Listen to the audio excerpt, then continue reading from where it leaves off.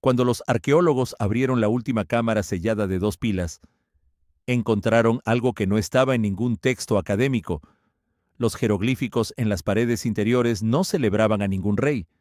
Registraban, con una precisión clínica y sin lamentos, el momento exacto en que los propios sacerdotes mayas decidieron que su civilización no merecía sobrevivir. No fue una derrota, fue una elección. Y la pregunta que nadie ha podido responder en 70 años de excavaciones es una sola. ¿Por qué le dieron la razón al tiempo? El sacerdote que predijo el eclipse no durmió la noche anterior. No por miedo, por certeza. Tikal, en el corazón de lo que hoy llamamos Guatemala, era en el siglo VIII la ciudad más grande del hemisferio occidental. 200,000 personas vivían bajo la sombra de sus pirámides. Sus mercados movían cacao, jade y obsidiana desde el Caribe hasta el Pacífico. Sus acueductos distribuían agua con una precisión que Roma habría envidiado.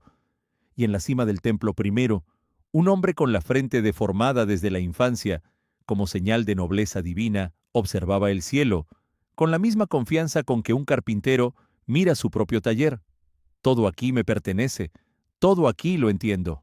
Los sacerdotes astrónomos de Tikal habían calculado los movimientos de Venus con un margen de error de 14 segundos en 500 años, sin telescopio, sin papel, con líneas trazadas en piedra y generaciones de observadores que transmitían correcciones como otros transmiten apellidos. El universo no era un misterio para ellos, era un mecanismo, y ellos tenían el manual. Por eso nadie en Tikal interpretó la sequía del año 760 como una señal de colapso. Las sequías eran predecibles. Los sacerdotes las habían anticipado antes. Los rituales correspondientes estaban documentados. El cielo había obedecido siempre. Lo que los registros de Tikal no mencionan, y aquí está la fractura que nadie vio, es que esa sequía no duró una estación, duró 9 años. El primer año, los graneros absorbieron el golpe. El segundo, los nobles redujeron el tributo para evitar el hambre en los barrios bajos. El tercero, comenzó la construcción del templo cuarto, la pirámide más alta de todo el mundo maya. 70 metros de piedra caliza levantados en plena escasez, porque un rey que construye no es un rey que pierde. La monumentalidad era política. Cada bloque era un mensaje. Aquí no hay crisis, hay gloria. Pero había crisis. Y los que la conocían en detalle eran exactamente los mismos que tenían razones para no anunciarla. ¿Quién tuvo más poder en Tikal? ¿El rey que ordenaba o el sacerdote que interpretaba los cielos? La respuesta que los textos académicos evitan es esta. Eran la misma persona. El sistema político maya clásico no separaba el poder espiritual del temporal. El gobernante era el intermediario entre los dioses y los hombres. Si el cielo fallaba, él fallaba. Si admitía que el cielo fallaba, dejaba de ser gobernante. La sequía no podía existir oficialmente. Entonces, oficialmente no existió. Los ingenieros hidráulicos de Tikal construyeron en esos años los depósitos de agua más sofisticados de su historia. 10 reservorios interconectados, capaces de almacenar suficiente agua para la ciudad durante meses. Una solución brillante. También era la prueba física de que sabían exactamente lo que se venía, y eligieron la ingeniería sobre la transparencia. En el año 789, un rey llamado Yik-in Chankawil grabó en la estela 31 su victoria sobre la ciudad rival de El Perú Huaca. El texto es detallado, glorioso, permanente. Lo que no menciona es que, para financiar esa campaña militar, Tikal había vaciado las reservas de maíz que debían durar 3 temporadas. Una civilización que había sobrevivido 1000 años tomó, en el espacio de una generación, cada decisión correcta de forma técnica y cada decisión incorrecta de forma estratégica. El cielo siguió obedeciendo. La tierra dejó de hacerlo. Y el sacerdote en la cima del templo Primea seguía mirando las estrellas con la misma certeza de siempre, porque las estrellas no mentían. Solo él sabía qué parte de la verdad había elegido no traducir. Chichén Itzá no heredó el mundo maya, lo conquistó. Mientras Tikal se vaciaba, mientras las élites del sur abandonaban sus palacios y los campesinos dejaban de pagar tributo a reyes que ya no podían garantizar lluvia. Algo ocurría en el norte de la península de Yucatán que los libros de historia occidental siguen contando al revés. No era el fin de una civilización, era su mutación. Chichén Itzá en el siglo X no se parecía a nada que hubiera existido antes en el mundo maya. Sus columnas serpentinas, su cancha de juego de pelota, su arquitectura militar, todo apuntaba a una influencia que los arqueólogos debatieron durante décadas antes de admitir lo evidente. Chichén Itzá era maya y no era solo maya. Los toltecas del centro de México habían llegado, o los mayas habían ido hasta ellos, o ambas cosas eran verdad al mismo tiempo, y la frontera cultural era más porosa de lo que ningún imperio quiere admitir. El resultado fue una ciudad que pensaba en dos idiomas, y esa ciudad construyó el castillo, la pirámide de Kukulcán, con una precisión que sigue siendo técnicamente perturbadora. Cada equinoccio de primavera, la sombra de la escalinata norte dibuja 7 triángulos descendentes que forman el cuerpo de una serpiente emplumada deslizándose hacia la tierra. No es coincidencia arquitectónica, es un calendario grabado en piedra, visible 2 veces al año, diseñado para funcionar sin sacerdotes, sin intermediarios, sin traducción. Aquí está el detalle que nadie enseña. Esa serpiente no celebraba el poder del rey, lo reemplazaba. Chichén Itzá fue la primera ciudad maya que separó el conocimiento del privilegio. El mensaje del equinoccio era público. Cualquiera que estuviera presente podía leerlo. En Tikal, ese mismo conocimiento era el monopolio del sacerdote en la cima del templo. En Chichén Itzá, el templo transmitía el mensaje directamente a quien mirara. El cielo ya no necesitaba intérprete. Esto no fue un avance filosófico accidental, fue una respuesta directa al colapso del sur. Los mayas del norte habían visto lo que ocurría cuando el conocimiento se concentraba en manos de quienes tenían razones personales para distorsionarlo. La lección del colapso clásico no fue que los dioses fallaron, fue que los hombres que hablaban en nombre de los dioses mintieron. Y Chichén Itzá construyó su arquitectura entera alrededor de esa conclusión. Pero había un problema que la ciudad no pudo resolver con piedra: el agua. La península de Yucatán no tiene ríos superficiales. El agua de lluvia desaparece inmediatamente en el subsuelo poroso de la caliza y reaparece en cuevas subterráneas llamadas cenotes.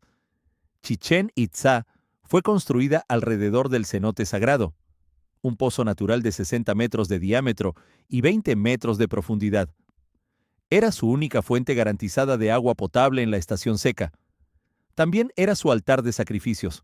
Los buzos que exploraron el cenote en el siglo XX encontraron en el fondo no solo ofrendas de jade y oro, encontraron huesos, cientos. Análisis posteriores determinaron que no pertenecían principalmente a guerreros capturados ni a víctimas de conquista. Pertenecían, en proporción significativa, a niños. El conocimiento de esa proporción llegó a los arqueólogos en 1964. Los informes completos no se publicaron hasta 1982. Lo que ocurrió en ese intervalo de 18 años entre el descubrimiento y la publicación es lo que los documentos no resuelven. Chichén Itzá sobrevivió al colapso clásico. Construyó algo nuevo sobre las ruinas del viejo sistema. Separó el poder del conocimiento. Y luego, en algún momento del siglo XIII, también fue abandonada. Sus últimos habitantes dejaron los edificios intactos. No hubo incendio. No hay evidencia de conquista. Solo silencio y puertas abiertas, y una serpiente de piedra que sigue descendiendo 2 veces al año sin que nadie la haya convocado. Hernán Cortés cometió en 1519 el error que define a todos los imperios que llegan tarde. Confundió silencio con ausencia. Cuando los españoles desembarcaron en las costas de Yucatán, las grandes pirámides del período clásico llevaban 600 años abandonadas. Tikal era selva, Palenque era selva, Copán era selva. Los conquistadores vieron ruinas monumentales sin habitantes y construyeron la narrativa que les resultaba útil. Aquí hubo algo grande. Ya no hay nada. Nosotros llegamos al final de la historia. Era la conclusión más conveniente. También era completamente falsa. Lo que los españoles encontraron en Yucatán no era el cadáver de una civilización, era su tercera versión. El período clásico, Tikal, Palenque, Copán, había colapsado en el siglo IX. Chichén Itzá y el período posclásico habían florecido durante 300 años más, y cuando Chichén Itzá fue abandonada, no desapareció la gente que la habitaba.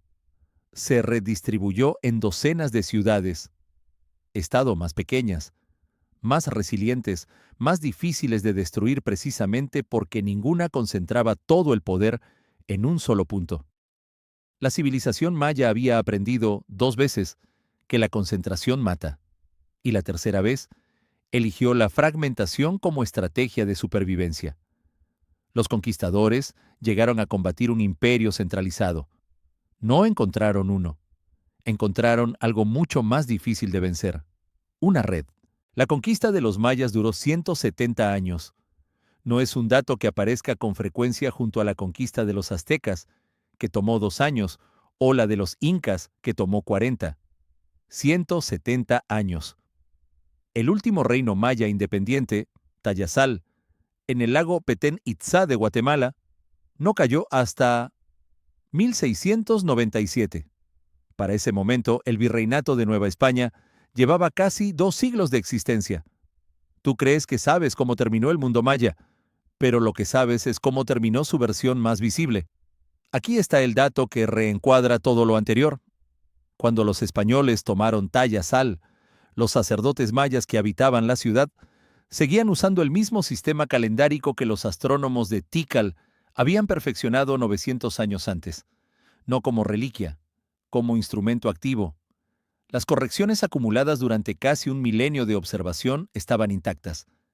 El conocimiento no había muerto con las piedras. Lo que los españoles destruyeron no fue una civilización en decadencia. Interrumpieron una que ya había sobrevivido su propio apocalipsis. Se había reconstruido con una arquitectura diferente. Había corregido los errores que la destruyeron la primera vez y llevaba 600 años más, acumulando conocimiento después del colapso que los libros llaman su fin. El colapso clásico del siglo IX no fue el final de los mayas, fue su primera lección. Y aquí está lo que hace que esa lección sea insoportable de contemplar. Los mayas la aplicaron, cambiaron, descentralizaron el poder, democratizaron el conocimiento, construyeron sistemas más resilientes, sobrevivieron 600 años más, y luego llegó algo para lo que no existía estrategia de supervivencia posible, no un enemigo que entendiera lo que estaba destruyendo, sino uno que ni siquiera sabía que había algo que entender. El obispo Diego de Landa llegó a Yucatán en 1549 convencido de una sola cosa: que los demonios hablaban maya. Todo lo que ocurrió después fue coherente con esa premisa. Y en el centro de lo que ocurrió después, hay un número que todavía no hemos mencionado, y que cuando aparezca en la parte 4, va a cambiar el peso de todo lo que acabas de escuchar. El 12 de julio de 1562, en la plaza del pueblo de Maní, Diego de Landa quemó el futuro. No es metáfora, es el acto más documentado y menos comprendido de la conquista española en América. En una sola tarde, el fraile franciscano arrojó a las llamas 27 jeroglíficos en rollos, 5,000 figuras de culto, 13 altares de piedra y 27 libros en corteza de árbol. Los llamó objetos del demonio. Los mayas que observaban el fuego, según el propio registro de Landa, lloraban con un dolor que él describió como supersticioso y que cualquier persona con acceso a los hechos reconocería como algo diferente. Lloraban porque sabían lo que ardía. Esos libros, los llamamos códices, no eran textos religiosos en el sentido en que Landa los entendía. Eran bases de datos. Contenían tablas astronómicas, ciclos agrícolas, registros médicos, sistemas de irrigación, historias dinásticas, mapas de cenotes subterráneos y correcciones calendáricas acumuladas durante 900 años de observación sistemática.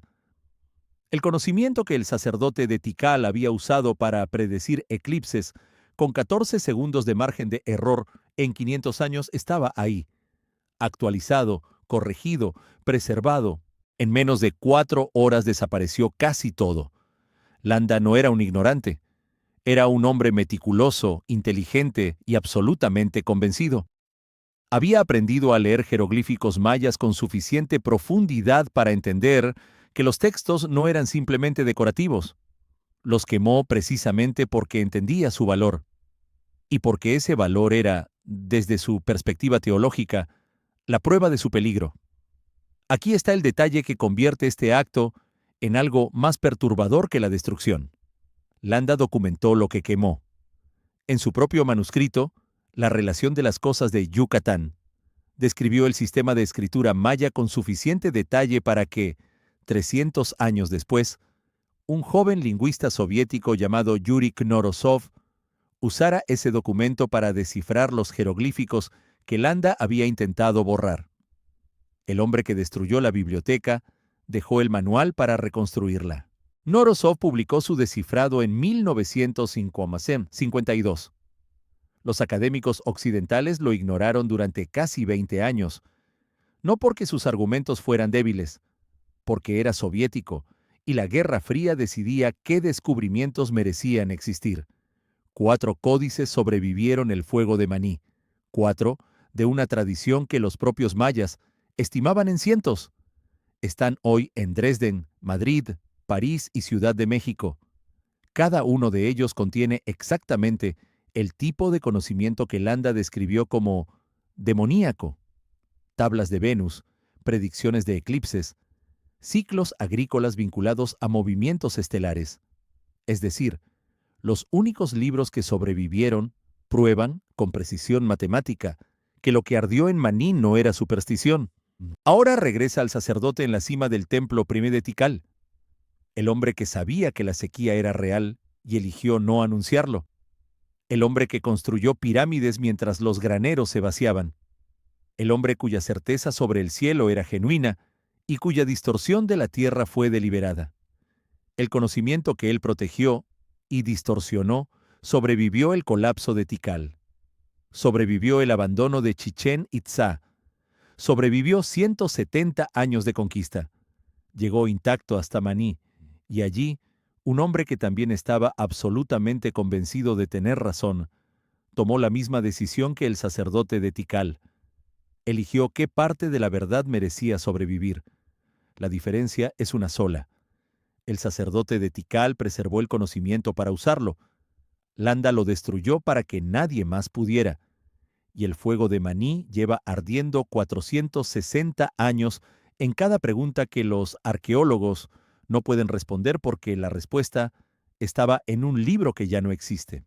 Hay una pregunta que ninguna parte de esta historia ha respondido todavía. La plantamos en el principio y la dejamos abierta deliberadamente. ¿Por qué los sacerdotes de Dos Pilas grabaron en piedra el momento en que decidieron que su civilización no merecía sobrevivir? La respuesta cambia todo lo que creías haber entendido. No lo grabaron como derrota. Lo grabaron como instrucción. Los jeroglíficos de Dos Pilas no documentan una rendición. Documentan un protocolo, un procedimiento diseñado para ejecutarse cuando el sistema centralizado de poder se volvía incompatible con la supervivencia del conocimiento. Lo que los sacerdotes escribieron en esas paredes era, en términos que reconoceríamos hoy, un plan de transición, cómo desmantelar una ciudad-estado de forma ordenada, cómo redistribuir la población, cómo preservar las tablas astronómicas fuera de los templos, fuera del control de los reyes, fuera del alcance de cualquier enemigo que viniera a quemar lo que no entendía. No fue una elección de morir, fue una elección de transformarse antes de que la destrucción fuera inevitable. Tikal no colapsó porque su conocimiento era insuficiente. Colapsó porque su estructura concentraba ese conocimiento en manos de personas que tenían razones políticas para distorsionarlo. Dos Pilas leyó esa lección antes de repetirla y escribió en piedra la única solución que garantizaba que el conocimiento sobreviviera aunque la ciudad no lo hiciera. Regresa ahora a Chichén Itzá, la serpiente de piedra que desciende 2 veces al año sin que nadie la convoque, la arquitectura diseñada para transmitir conocimiento directamente, sin intermediario, sin sacerdote, sin rey, no fue una innovación estética. Fue la aplicación a escala monumental del protocolo de dos pilas. El conocimiento debe sobrevivir independientemente de la institución que lo custodió. Regresa al abandono silencioso de Chichén Itzá. En el siglo XIII.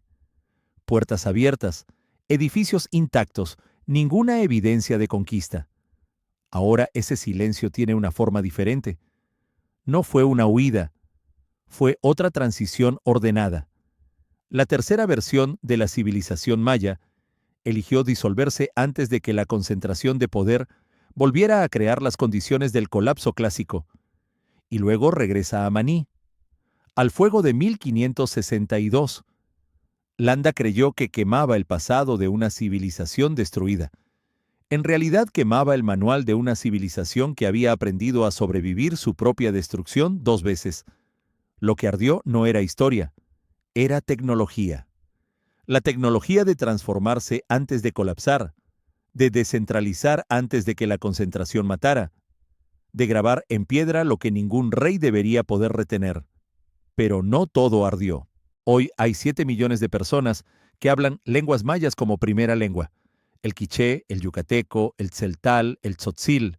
26 idiomas distintos que llevan en su estructura gramatical capas de conocimiento que los códices quemados solo registraban por escrito.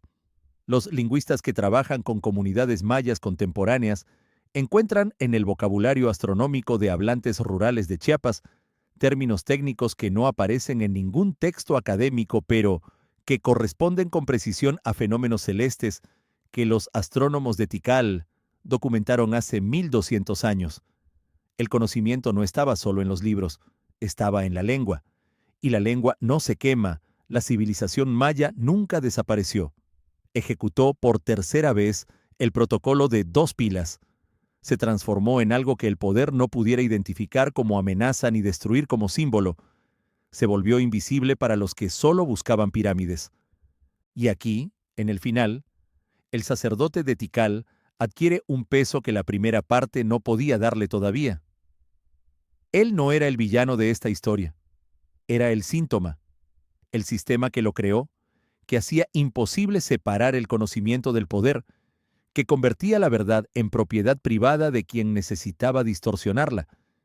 Ese sistema fue el que colapsó.